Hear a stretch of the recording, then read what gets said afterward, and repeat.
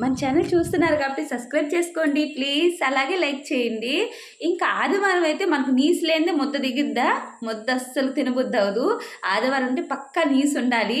నాలాగా ఎంతమందికి నీసు అంటే ఇష్టమో కామెంట్ చేయండి. కంపల్సరీ ఆదివారం తెచ్చుకున్న వాళ్ళు.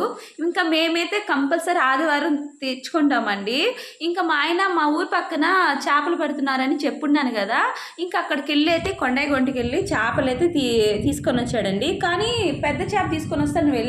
కానీ అక్కడ ఇవే ఉన్నాయంట జిలేబీలే. ఇంకా అవి లేవంట, అయిపోయాయంట అప్పటికే. సరేలే అని చెప్పి జిలేబీలు 2 కేజీలు తీసుకొని వచ్చాడండి. కేజీ వచ్చి 50 రూపాయలంట, 2 కేజీలు 100 రూపాయలకి తీసుకొని వచ్చాడు. ఇంకా బయట అయితే వర్షం వస్తూ ఉంది.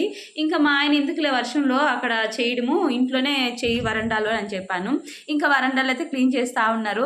అస్సలకి ఈ మధ్య అయితే చికెను ఇవన్నీ తిని నాకు నోరు ఇదైపోయిందండి, మటన్ చికెన్ తిని. అందుకని చెప్పి అయితే మా ఆయన చేపలు తీసుకురమ్మంటే ఇవి తీసుకొని వచ్చాడండి.